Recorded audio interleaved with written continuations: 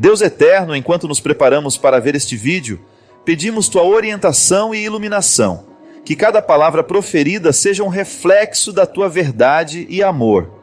Capacita-nos a compreender profundamente os ensinamentos que serão compartilhados e a aplicá-los em nossas vidas. Que esta mensagem seja uma fonte de inspiração, fortalecendo nossa fé e renovando nossas esperanças. Amém.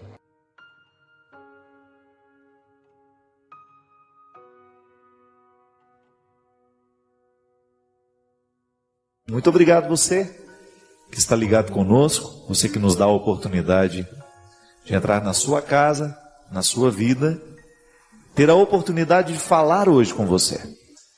Todos nós, de vez em quando, precisamos refletir a nossa vida, pensar naquilo que nós estamos vivendo e naquilo que Deus quer que a gente viva. Nem sempre a vida que nós estamos vivendo é a vida que realmente Deus quer para nós. Quantas vezes a gente reconhece isso? Não é? Em muitos momentos da nossa história, eu na minha vida, você na sua vida, você descobre que existe uma inadequação entre aquilo que Deus quer para você e aquilo que você está vivendo. Que às vezes o que nós necessitamos é de uma palavra que funcione como uma chave. Uma chave que abre as portas que nos permitem acessar as nossas necessidades. Porque às vezes a necessidade, ela vai despertar uma atitude, que é justamente o momento que nós fazemos a nossa parte do milagre. Como nas bodas de Caná. Os servos precisaram apresentar as talhas cheias de água para que Jesus transformasse em vinho. Quando eu mexo nas minhas necessidades, eu de alguma forma estou enchendo as talhas de água, porque estou tomando conhecimento daquilo que de fato eu necessito, não o que eu quero. Interessante isso, né? Não basta lutar, tem que lutar do jeito certo, porque às vezes as coisas dão errado na nossa vida, justamente porque nós estamos lutando errado. Nós estamos fazendo um movimento contrário do que a gente deveria fazer para alcançar aquele tal resultado que a gente tanto espera. É igual estudar errado. Todo mundo já deve ter escutado falar isso, né? Que não basta estudar, tem que estudar do jeito certo. Às vezes a gente estuda errado, às vezes a gente pega um livro, pega um tema que a gente precisa preparar para o outro dia ou para a aula, a gente fica lá 3, 4 horas seguidas e você não está percebendo que já não está rendendo o que poderia render por causa do cansaço cerebral. A vida é a mesma coisa, minha gente. As regras simples do estudo podem valer para nós também. Se a gente não tem, vez em quando, se a gente não se coloca, vez em quando, nessa disciplina de olhar para a nossa vida e de lutar certo, determinar quais são os passos que nós precisamos dar para a gente alcançar os resultados, a gente corre o risco de perder a oportunidade do crescimento. Que a vida é assim. Se você pega a semente, se você vai lá na filosofia grega, a semente, ela tem todo o potencial da árvore, mas ela ainda não é a árvore, mas ela tem a potência, ela tem o potencial guardado dentro dela.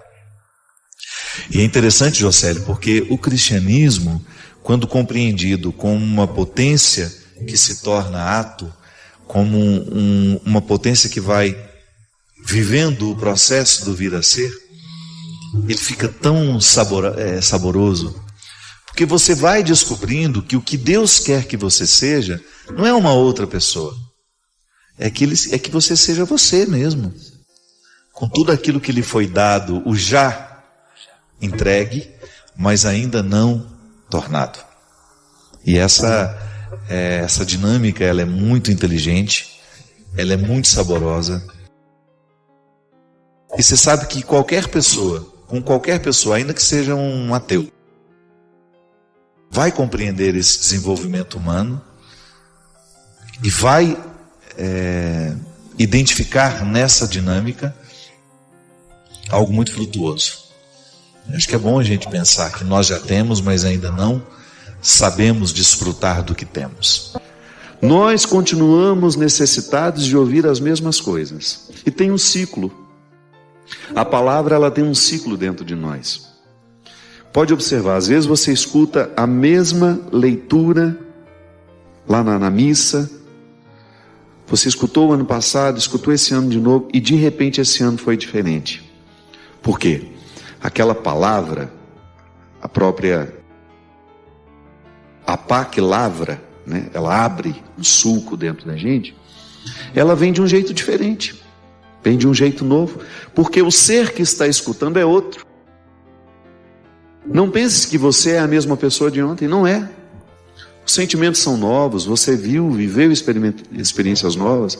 Nós somos novos a cada dia, ainda que estejamos envelhecendo. A dinâmica da vida nos coloca na necessidade de ser novos todos os dias. Então, o ouvir de novo é importante, porque ali a gente tem a oportunidade de ruminar. Eu, graças a Deus, estou cada vez mais convicto de que a gente não tem que ter medo dos nossos defeitos. Eu não tenho medo de falar dos meus, sobretudo para as pessoas que me amam, que me acompanham. Elas sabem quem sou eu. Eu gosto de ter a oportunidade de ser verdadeiro. Porque quando eu sou verdadeiro, eu estou me dando a oportunidade de crescer. Se eu fico mentindo para mim mesmo, se eu minto para aqueles que estão comigo e que poderiam me dar uma oportunidade de crescimento, eu estou negligenciando a oportunidade de ser melhor. Mas é tão interessante que nós não precisamos de ouvir muitas coisas novas. Às vezes nós precisamos ouvir a mesma coisa, mas de um jeito novo. Não modifica-se o que diz, mas modifica-se a maneira como ouvimos. Pode ser que eu tenha dito alguma coisa a você há 10 anos que não fez diferença. Mas aquilo que eu digo igual disse há 10 anos, hoje seja para você. Às vezes eu encontro muitas pessoas assim. Sofrem e não sabem por que estão sofrendo. Estão angustiadas, anestesiando suas angústias com comprimidos, com ansiolíticos, o que é um prejuízo imenso. Minha gente, a disciplina da alma ela é tão necessária, porque assim como a gente identifica que tem uma gordura localizada, né, que precisa ser queimada no exercício, a gente também descobre que tem os excessos na alma, no nosso jeito de ser.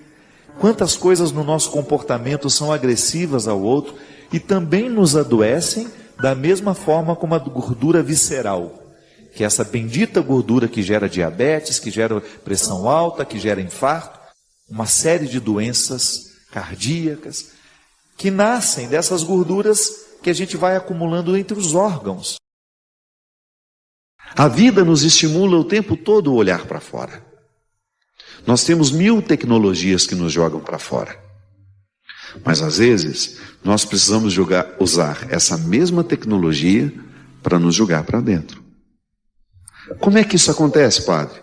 Pode ser que esteja acontecendo agora, neste momento. Eu sei que você tem 1000 canais de YouTubers por aí. E eu sei que os seus filhos assistem esses canais. Alguns nos jogam para dentro, outros nos jogam para fora. Eu não fico o tempo todo buscando coisas que me jogam para dentro. Eu também gosto de coisas que me jogam para fora, que me façam perceber o mundo, mas quando isso é em excesso, eu me torno desconhecido de mim mesmo. Eu fico um estranho para mim. Aí não sei por que estou triste, não sei por que estou desanimado, não sei por que estou apático, não sei por que estou sofrendo. Por quê? Estou desaprendendo a autocontemplação. A nossa realização, ela passa por aquilo que nós sabemos de nós. Então, se eu vou à missa diariamente, se eu faço as minhas orações, se eu tenho um contato com essa palavra, mas não sou capaz de transformar o meu jeito de lidar com aqueles que estão ao meu lado, se eu não busco essa delicadeza no trato com as pessoas, se eu não sou nem educado, né? Eu estou permitindo que esse evangelho me transforme? E o pior de tudo, estou me tornando um contratestemunho para quem me vê. Que uma coisa é você tomar as suas decisões e arregimentar a vida a partir das decisões que você tomou, de repente você ser capaz de colocar regras na relação com as pessoas e até mesmo estabelecer uma certa distância que você julga necessária naquela hora. Outra coisa é você destratar as pessoas.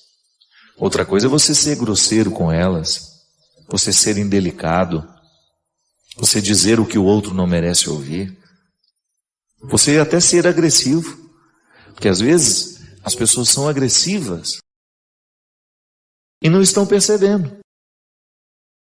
Estão sendo cruéis umas com as outras e não estão percebendo. Mesmo que a vida tenha te dado muitas oportunidades, mesmo que você tenha ficado doutor, que você tenha ficado muito rico, que você tenha tido muito sucesso na vida, o seu jeito de olhar para as pessoas e o seu jeito de ser gente será a partir da humildade e da simplicidade do Mestre. Administrando melhor os nossos excessos, mudando o jeito como nós olhamos para as pessoas que trabalham com a gente, mudando o jeito como nós interpretamos os que estão ao nosso lado. Sempre digo isso. Eu acredito de fato nisso. Quando Deus entra na nossa vida, Ele modifica. A primeira coisa que Ele modifica em nós é o nosso olhar. Tudo tem seu tempo. Há um momento oportuno para cada coisa debaixo do céu. Tempo de nascer, tempo de morrer, tempo de plantar, tempo de arrancar o que foi plantado, tempo de matar, tempo de curar, tempo de destruir, tempo de construir, tempo de chorar, tempo de rir, de lamentar, de dançar, tempo de espalhar pedras e tempo de as ajuntar, tempo de abraçar e tempo de afastar-se dos braços, tempo de procurar, tempo de perder, tempo de guardar, tempo de jogar fora, tempo de rasgar e tempo de costurar, tempo de calar e tempo de falar, tempo do amor, tempo do ódio, tempo da guerra, tempo da paz. Muitas vezes nós matamos a nossa vida, ou matamos a oportunidade de viver bem, porque nós não somos capazes de fazer a leitura correta. O que o tempo está nos pedindo?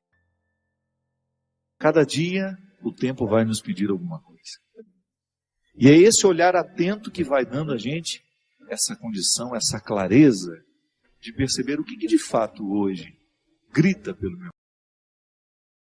Qual é a realidade hoje que é inadiável?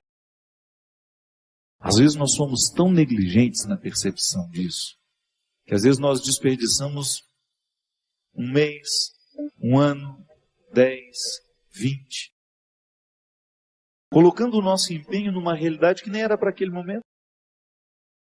E é por isso que é tão interessante a gente desenvolver a habilidade de dizer não e de dizer sim. Que essa é uma habilidade que só a maturidade nos traz.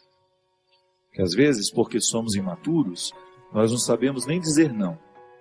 Não sabemos olhar as urgências do tempo. Então a gente vive para agradar o outro. Antes de agradar o outro, você precisa perceber o que a vida está pedindo de você. Que nem sempre aquilo que o outro, aquilo que você pode fazer para agradar o outro, está em consonância com aquilo que a vida está pedindo de você. Mesmo que para a gente crescer, nós temos que ter coragem de cortar muitas coisas. A Sagrada Escritura diz, tempo de matar, tempo de fazer nascer. Tudo depende da percepção para olhar o momento presente e descobrir o que de fato merece o nosso empenho. Quantas vezes eu na minha vida me empenhei no lugar errado, na questão errada. E depois não tem como ser feliz, sabendo que o meu empenho não foi onde deveria ter me empenhado. Não há possibilidade de eu me sentir realizado, de sentir-me bem com as minhas escolhas. Porque o que vai fazer com que eu me sinta bem é olhar para o contexto das minhas escolhas e ficar confortável com aquilo que foi escolhido. Nós estamos muito estranhos a nós. Não é estranho com o outro, não. É estranho a nós mesmos. Eu preciso colocar alma em tudo aquilo que sou eu. Até na casa onde eu moro. E a vida tem me ensinado que a casa não é um aglomerado de paredes. A casa é um sentimento que me ocorre. Não é só uma construção material. Quando eu entro dentro daquelas paredes que eu construí com o meu trabalho, ali eu identifico a alma que me sustenta. É um sentimento que me ocorre. Quando a gente abre a porta da casa, quando a gente entra, é um sentimento bom que nos ocorre. Isso é alma. É quando a matéria está plena de significados. É quando a gente começa a atribuir um significado que ultrapassa as paredes, os móveis, o jardim, o portão de entrada. E é interessante que a qualidade da nossa vida depende e está intimamente ligada à nossa capacidade de depositar a alma nas coisas. Eu não estou falando dessa alma, do significado mais profundo da nossa vida, dessa dimensão espiritual que me conecta com a eternidade. Não. Eu estou falando de tudo aquilo que vive e que faz sentido à matéria. Traz sentido àquilo que é material. Então a gente usa de maneira inadequada o termo alma. Perceber que os meus objetos estão perpassados por um significado que ultrapassa a matéria. Como dizia Rubem Alves, né? Existem coisas que são mais que coisas. São coisas que nos fazem lembrar. Isso é, virar um sacramental. Da mesma maneira como eu trago uma lembrancinha da viagem. Aquilo é para mim apenas um sacramental de alguma coisa que foi boa, que foi vivida, que foi experimentada, que me fez bem. Na minha oportunidade de colocar alma nesse corpo, nessa oportunidade única que eu tenho de viver diariamente bem a minha vida e assim inflar ar em tudo isso, da mesma maneira como eu percebo essa outra alma da minha casa quando chego de um sentimento que me ocorre. O viver bem, me trazendo a consciência de que hoje, quando eu observo as urgências da minha vida e me empenho, eu estou colocando alma no meu corpo.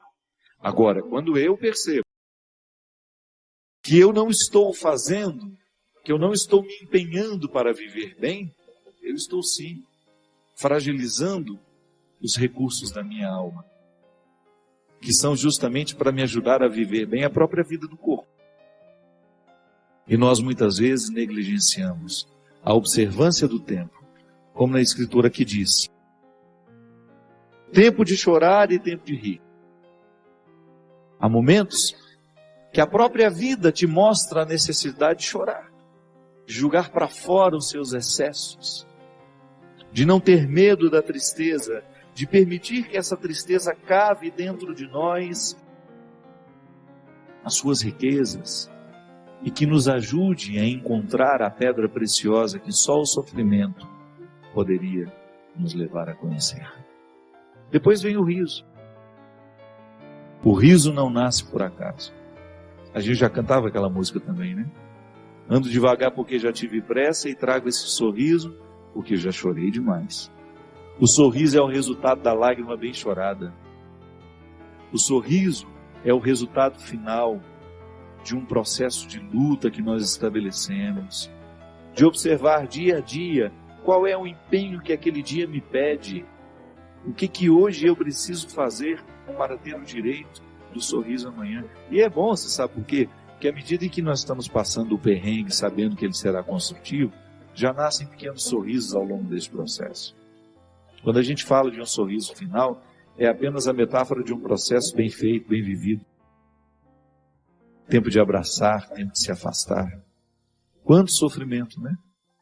Em perceber o distanciamento como necessário ao crescimento do outro.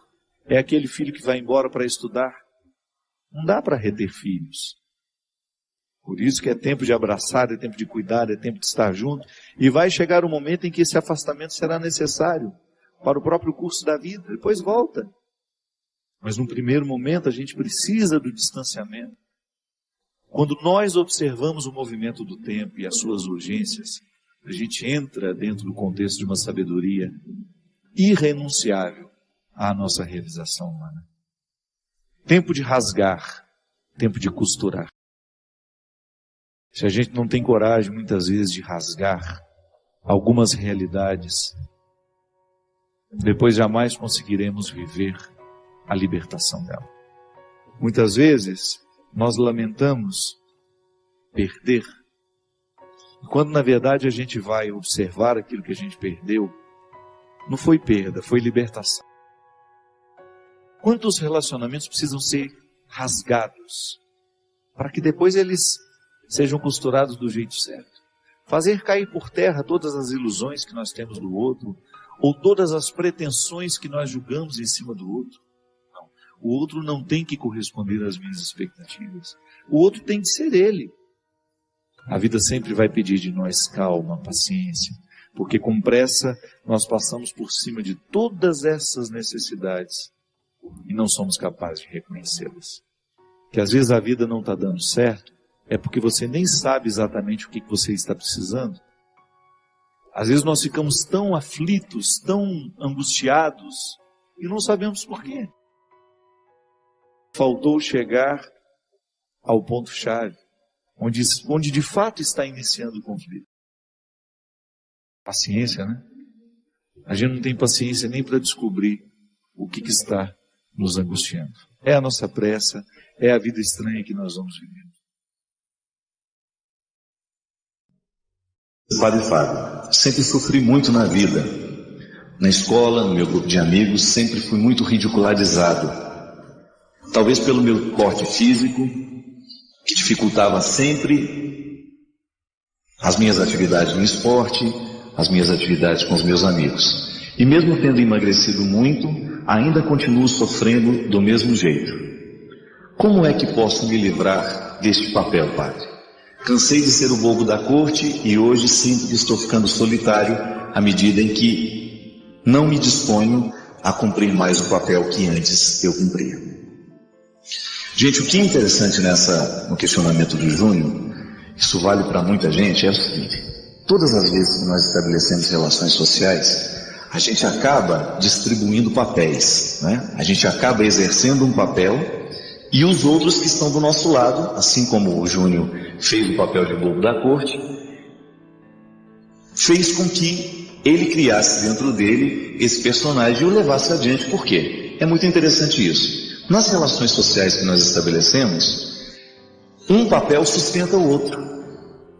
Quando a gente, por exemplo, ridiculariza alguém e a gente está em grupo, ridicularizar o outro faz a gente sentir-se bem com a gente mesmo. Já observou isso? E aí você percebe que no momento em que você ri de alguém, o outro está prestando um papel social, isso é, está mantendo a sua alegria, está mantendo a sua satisfação. Isso é terrível, mas é uma realidade que acontece o tempo todo.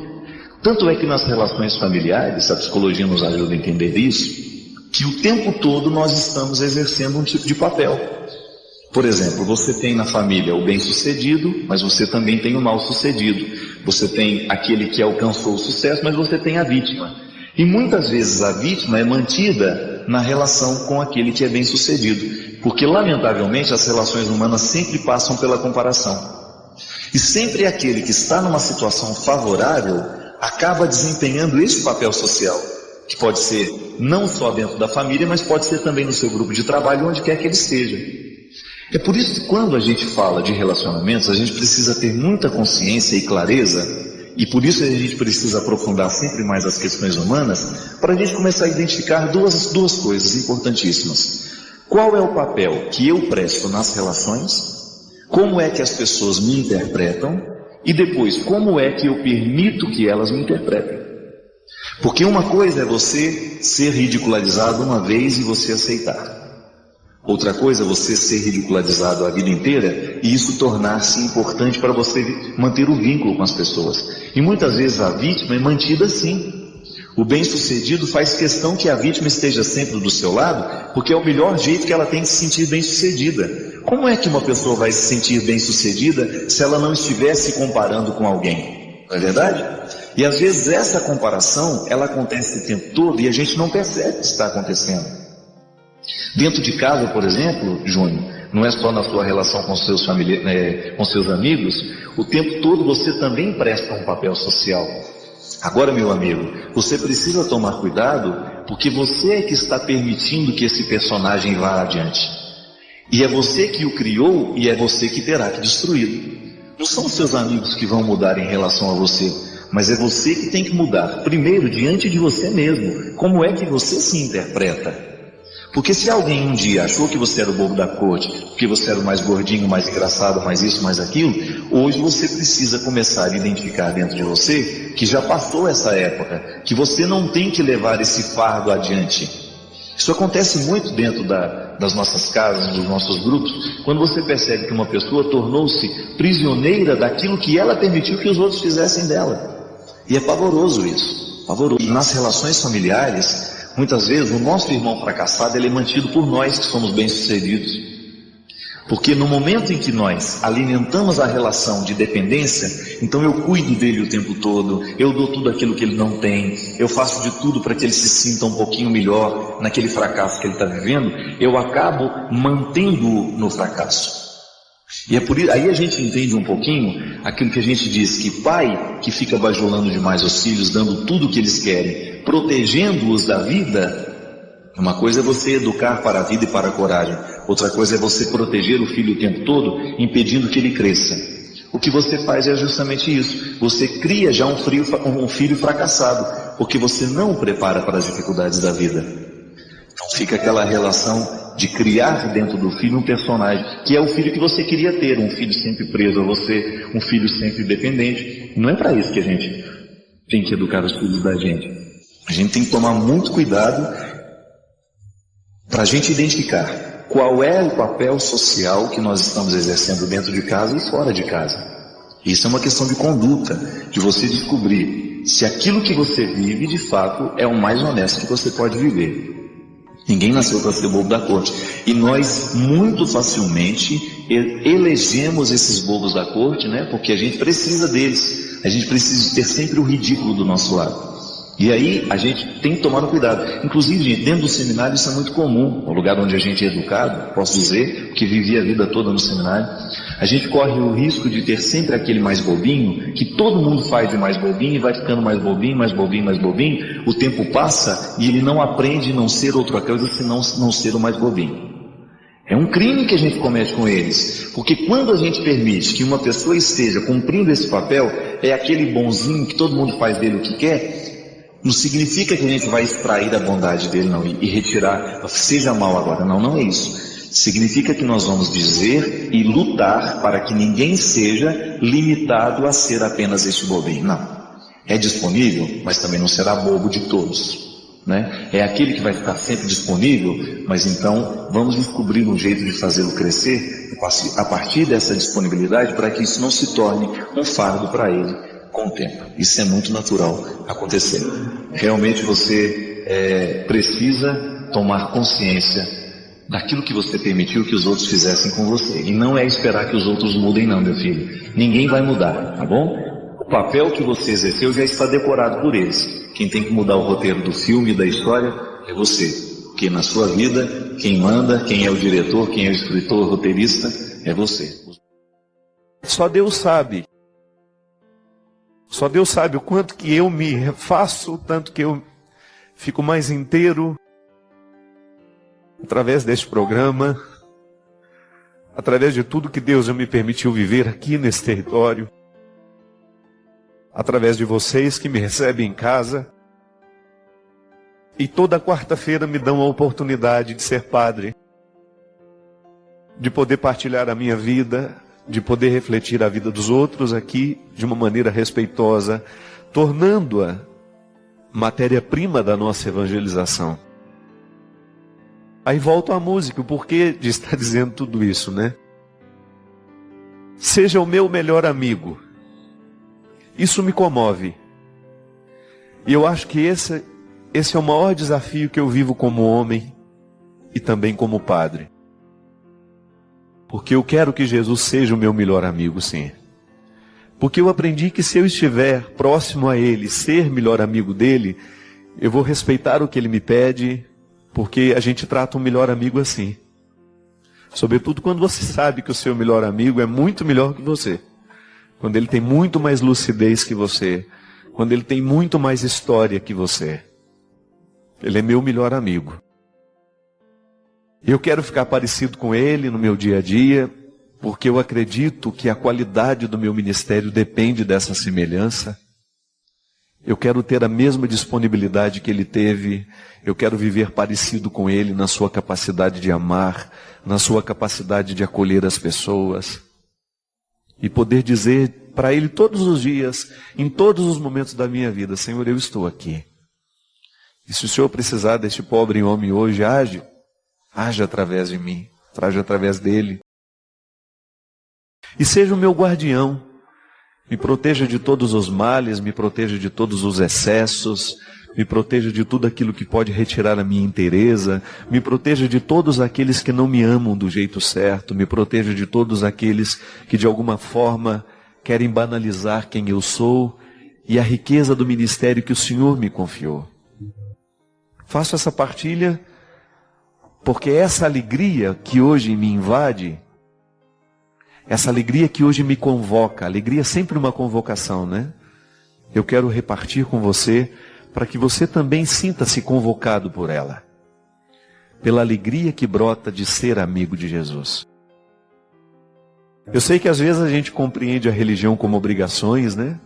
Como situações que nos obrigam a fazer isso, a fazer aquilo. Não, esqueça isso.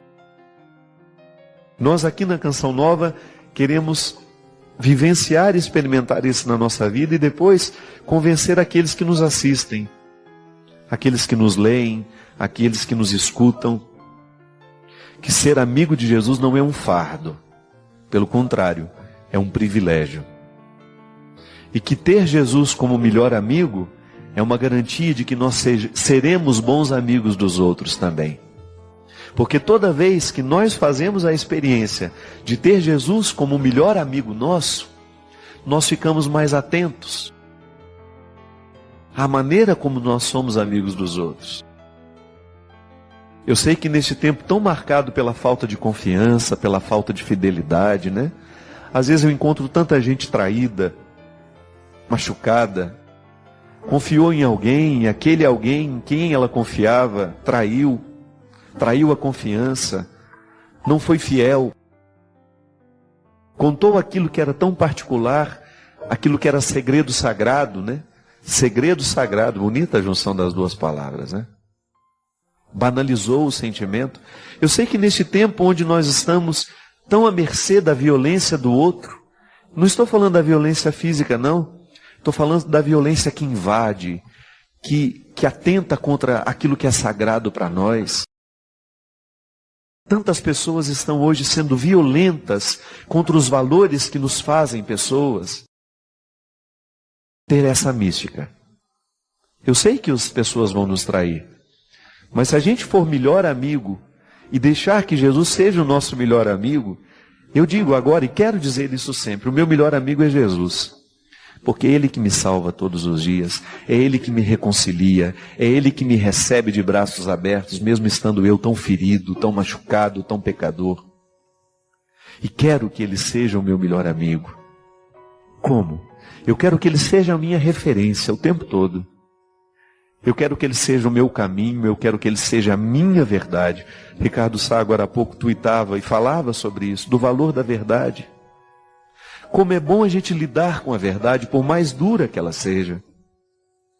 E Jesus não trabalha com a minha mentira e nem está disposto a me receber quando eu quero mentir para Ele. Porque com a mentira Ele não pode fazer nada na minha vida. Por isso só me resta ser verdadeiro diante dEle. Esparramar as minhas misérias sobre a mesa e ter a consciência de que Ele acolhe tudo isso, desde que seja a minha verdade.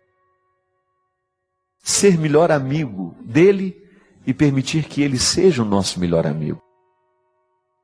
É a gente estabelecer esse vínculo, minha gente, que não nos deixa ficar paralisados. O crescimento espiritual é isso, é avançar na amizade com Jesus. E porque sou amigo dele, me interesso pela vida dele. Não é obrigação eu ler a Sagrada Escritura. Não é obrigação eu participar da missa todos os domingos. Não é obrigação eu fazer a minha oração diária. Não. É privilégio. Porque quando rezo, quando faço a leitura dos evangelhos, quando participo da Eucaristia, eu tenho a oportunidade de estar a sós com o meu melhor amigo. A religião é isso. Eu gosto de dizer isso. Orar é a gente estar em audiência particular com Deus. É a gente ser recebido em audiência particular por aquele que tudo sabe de nós. E ali, naquele momento de intimidade, a gente ter a oportunidade de partilhar o nosso coração, de partilhar as nossas dificuldades e de entregar a Ele, na certeza de que Ele não vai banalizar, nem tampouco desconsiderar o que nós entregamos a Ele. Porque o melhor amigo, o verdadeiro amigo, sabe nos respeitar. E eu gostaria de lhe convidar neste programa, e a partir deste programa, você também trazer a mística dessa amizade com Deus. Crescer na fé é você crescer na amizade com o Senhor. Orar é você estabelecer oportunidades de crescimento no Senhor. E tudo aquilo que nós fazemos, porque a religião nos propõe, não é outra coisa senão dar passos na direção do amadurecimento dessa amizade. Uma amizade madura é sem dúvida fruto de muito esforço, de muito labor. A gente não fica amigo íntimo da noite para o dia. Pode até ter facilitadores, a gente tem muita coisa em comum, mas a confiança é um elemento que se dá aos poucos. E essa confiança que nós precisamos ter em Deus, ela também se dá pelo processo de se aproximar deste Deus e de tentar conhecê-lo, através de tudo aquilo que está à nossa disposição, através de tudo aquilo que a igreja nos entrega como um tesouro de salvação, que nós vamos aos poucos descobrindo.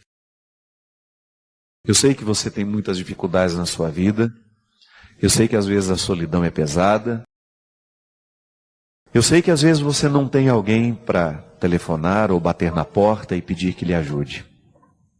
Não perca tempo.